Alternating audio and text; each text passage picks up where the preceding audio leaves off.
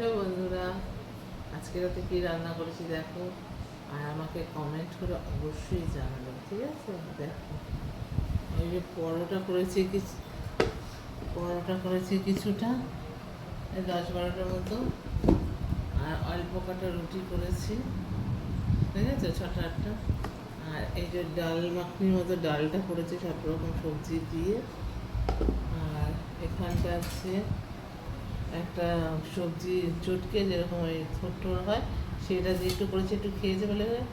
আর এটা একটা আলু সিদ্ধ, আর এটা পেঁপে সিদ্ধ, আর একটা আছে লাউ, এইটা আছে লাউ, বুঝতে পেরেছি তো?